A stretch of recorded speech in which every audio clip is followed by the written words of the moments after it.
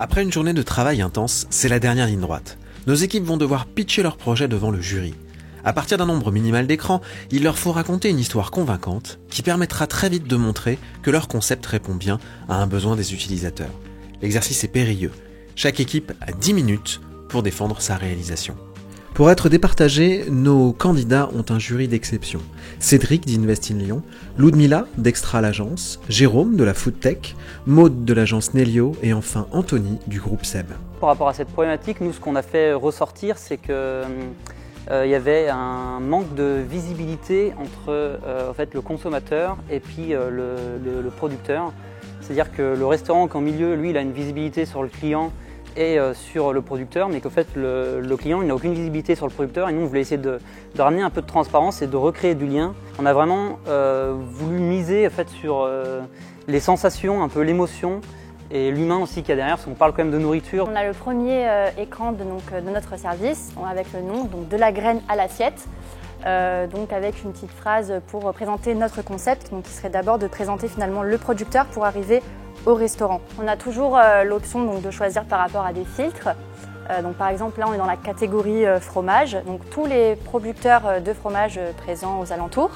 Donc on va en sélectionner un, la colline Caprine. Donc on voit la géolocalisation aussi sur la carte.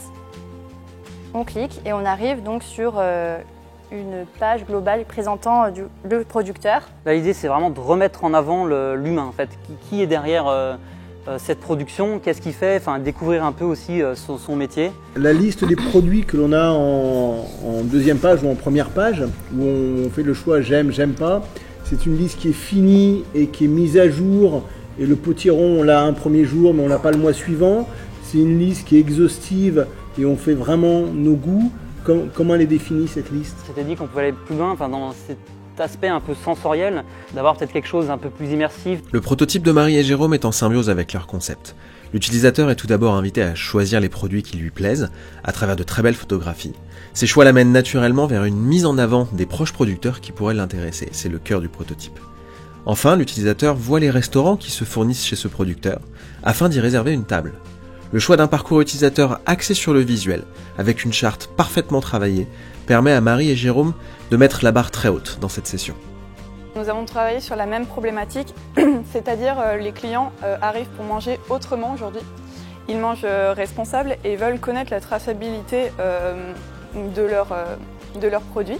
Et c'est pour ça que nous avons apporté une solution qui est Gusto, le petit chef de votre organisation. Cette application permet en fait une traçabilité du produit dès le producteur, avec en amont la récolte de données qui viennent d'applications métiers des producteurs, qui vont être récupérées par l'application Gusto et permettre aux restaurateurs de faire des choix judicieux par rapport aux producteurs en toute connaissance de cause, rapidement et en fonction de leurs engagements et de leur éthique. On a travaillé autour de 2 grands points clés pour les aider. Le premier étant de gagner du temps, de centraliser les informations pour éviter le gaspillage. Donc pour ça, on a pensé à un premier dispositif qui est l'outil de gestion des stocks. Lorsqu'on se rend compte qu'on va avoir un produit qui va manquer, l'application devient intelligente et nous propose des recettes qui vont parer du coup ce manque d'ingrédients et proposer des alternatives. La partie matière première, côté agriculteur, c'est vous qui le rentrez ou vous demandez à des agriculteurs partenaires de rentrer ça ou comment ça fonctionne? L'idée, ce serait de faire un partenariat avec les logiciels métiers qu'utilisent déjà actuellement les agriculteurs. Le prototype de Célia et Julie est vraiment fait pour faciliter la vie des restaurateurs. Tout en passant par ses propres recettes, l'utilisateur dispose d'une vision très claire de ses stocks. De même qu'en passant par ses produits, il peut à tout moment accéder aux producteurs avec des filtres géographiques et éthiques. Les fermiers locaux sont vraiment bien mis en avant. Célia et Julie ont pris le risque d'un parcours très professionnel, mais leur finesse et leur sensibilité font de ce prototype une vraie réussite. Donc nous, on va vous parler de Toc Toc. Un client sur 3 s'intéresse aux produits utilisés par le restaurant avant leur venue au restaurant. C'est un outil de fidélisation et de valorisation de l'image du restaurant. on veut remplacer certains produits de leur carte par des produits locaux. On veut leur donner des conseils, des accompagnements pour les rendre toqués du local. On se met à la place de Christina qui a 40 ans, qui a un restaurant à Villeurbanne. Là, je vais dire les produits que j'ai sur ma carte. L'application, elle va calculer et elle va se dire qu'est-ce que moi je peux lui proposer comme ingrédient en fonction des ingrédients de sa carte. Donc, on frappe à la porte des producteurs, toc toc. Là, on va me proposer du coup les aliments que j'ai écrits. On va voir à combien de kilomètres ils sont et à peu près le prix au kilo. Je vais pouvoir aussi voir du coup les quatre producteurs que j'ai autour de moi. Du coup, on va les faire un petit blog qui est sur l'application pour gérer cette transformation. Le prototype de Ashley et Léo est un concentré de talent. Le restaurateur est invité à composer son menu avec la promesse d'avoir les produits et les producteurs locaux qui vont avec. L'usage de l'interaction vocale pour dicter les produits à la carte est particulièrement apprécié. Pour finir, une belle illustration de radis se remplit le temps que le système trouve les produits dans les 100 km aux alentours afin d'aller faire son marché. La création très originale et l'efficacité ergonomique de ce parcours propulsent Ashley et Léo en pole position. Aujourd'hui, on se pose pas mal de questions et notamment pourquoi on a décidé d'accompagner Virginie dans sa quête du mieux manger. Pourquoi on souhaite aider Virginie à devenir actrice de sa quête et à apprendre davantage sur la bonne cuisine. On a pensé à Cuisinez-vous, une application en fait qui va aider Virginie et elle va sélectionner pour elle une liste de restaurants qui va être personnalisée en fonction des thèmes qu'elle va plutôt vouloir retrouver dans son restaurant. Est-ce que vous avez pensé aussi à faire des agrégateurs de choix et la raison pour laquelle je pose ça, c'est que par exemple sur Booking, on est sur un même système de choix. On se rend compte qu'une fois qu'on a rentré les 3-4 choix et qu'on est au centre-ville, il n'y a plus rien, ça disparaît complètement, il n'y a plus de restaurant parce que quand on enlève l'œuf, quand on met fruits de saison et en cuisson à la poêle, il n'y a plus rien. Et donc faire des groupes un petit peu, est-ce que ça c'est des choses que vous avez qui sont déjà pré-packagées? Le prototype de Hanan et Olivier dégage une vraie fraîcheur. L'utilisateur est invité à qualifier son envie entre 2 saisons, locales ou 100% bio, pour obtenir une liste de restaurants. Mais ce n'est pas tout. Des filtres éthiques comme pêche durable ou éco-resto permettent d'affiner ce choix. Et une fois les restaurants trouvés, de nouveaux filtres de préoccupation alimentaire permettent d'affiner par allergène ou mode de cuisson. Hanan et Olivier créent la surprise en réinterprétant un parcours de recherche de restaurant à la base très classique, d'une manière très nouvelle et complète. On a bossé aujourd'hui sur une application qui s'appelle Local Eat et dont le but est de créer un écosystème qui se veut être un cercle vertueux entre tous les acteurs de la nourriture, de la gastronomie. Donc on a le restaurateur, le producteur et bien entendu le gourmand. Et l'idée au cœur de l'application, c'est de se dire, dans chaque recette, je veux pouvoir tracer les ingrédients qui sont présents dans mon assiette. Donc par exemple ici, on voit qu'il y a pour les falafels de légumes, on a du tofu qui est bio, qui vient de la ferme Dupont, qui est cultivé par Henri Dupont à 2,3 km, il y a l'adresse, il y a la petite carte, etc. On s'est dit que ce serait bien d'avoir un assistant virtuel qui pourrait faire tout ce boulot qu'on vient de vous montrer en fait à notre place. Et donc du coup, on a trouvé Maïté. Alors je vais voir si ça marche. Ok Maïté. Ouais, ça marche. Moi je m'interrogeais sur l'affichage des recettes. Je comprends l'intérêt pour les utilisateurs de montrer la recette comme ça et de la détailler. Je me posais la question pour le restaurateur, son intérêt d'afficher sa carte. Alors dans l'usage, ça se fait déjà. Par exemple sur Uber Eats, c'est un système qui est relativement similaire. Donc en fait, on essaie d'être un peu schémorphique par rapport aux usages des gens et se dire bon ben voilà, je sais utiliser Uber Eats, je sais utiliser Local Eats. C'est vraiment réutiliser les réflexes qu'ils ont déjà et qui fonctionnent bien. Et dans ce cadre-là aussi, on trouve. Le prototype de Kevin et Adrien est un vrai condensé de savoir-faire. Après avoir défini ses régimes et allergies, notamment l'allergie au Comic Sans, l'utilisateur visualise les restaurants par carte ou par liste avec les suggestions, entrées, plats et desserts proposés. Puis en sélectionnant une recette, en plus de pouvoir la mettre en favori, il a accès à tous les ingrédients ainsi que leur provenance. Mais ce n'est pas tout. Une petite icône de Maïté, pour ceux qui la connaissent, invite l'utilisateur à dire oralement ce qu'il souhaite. Kevin et Adrien élèvent vraiment le niveau avec un prototype plein d'animation, d'humour et d'efficacité.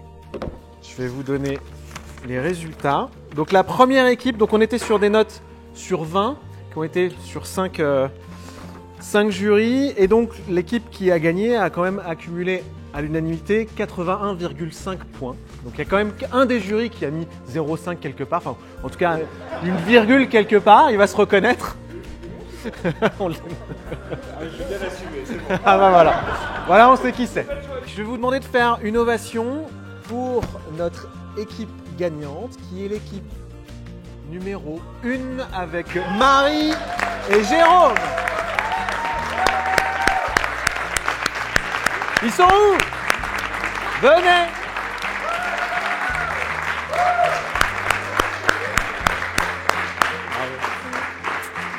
Bravo à toi.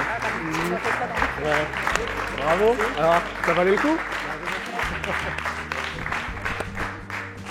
C'est le côté immersif qui m'a intéressé. Enfin, je trouvais ça vraiment intéressant la façon dont vous avez immergé l'utilisateur dans les différents univers, producteurs, restaurateurs.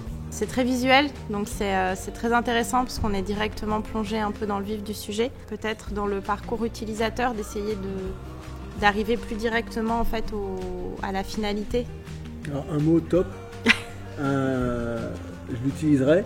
Et j'ai pas beaucoup d'apps là-dessus, et je suis pas un fanat des apps, donc je l'utiliserai, donc bravo, notamment pour la génération X. Vous êtes une des seules équipes où vous misez sur l'émotion, on n'a même pas besoin de qualifier ce qu'on ressent, on dit juste tiens on a envie de ça, on a envie de ça, on a envie de ça en fonction des images, donc bravo pour ça. Bravo. L'expérience de ce soir était vraiment très chouette, parce que c'est très proche de nos problématiques autour de la nourriture, de conscience autour de l'alimentation, se bien manger, faire maison, etc. Et je trouvais qu'il y avait des très très beaux projets et une très belle approche.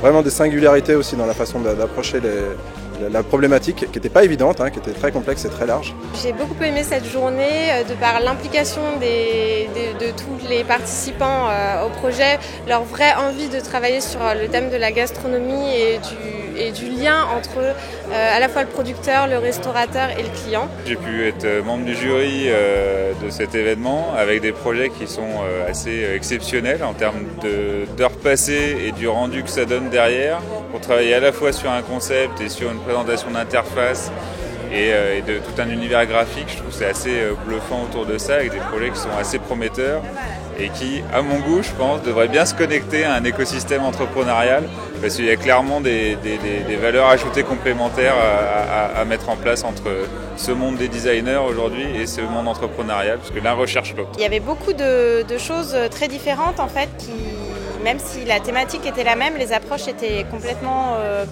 on va dire, différentes. Moi j'ai forcément essayé de voir tout ce qui était plus ergonomie et puis DA. Le projet qui graphiquement m'a vraiment le plus plu, si j'ai le droit de le dire ou pas. Oui, c'était Toc Toc. L'univers graphique était vraiment assumé et il ressortait un petit peu plus des autres. Les autres marchaient très très bien parce que fonctionnellement le parcours utilisateur était au top, mais il manquait un petit twist, un petit truc graphique qui faisait que ça changeait quand même, que ça sortait un petit peu de ce qu'on voit de l'ordinaire. Des projets bluffants. 5 équipes assez exceptionnelles dans la mesure où en 24 heures même pas, ils ont réussi à développer des produits qui sont tous proches du marché avec 2-3 coups de cœur dont un effectivement qui a été assez exceptionnel sur l'émotion parce qu'à partir du moment donné où on parle d'alimentation et de food et encore plus aujourd'hui où il y a des notions de sain, de circuit court, de développement durable, là, il y a eu des très très belles idées, une particulièrement. Super content. Enfin, c'est vrai que je pense que c'est l'aboutissement d'une journée de travail, d'investissement à fond, et ça a été à un moment donné un reversement de situation où il a fallu vite se réadapter et vite trouver un autre terrain pour reconvertir un peu notre service. Ouais.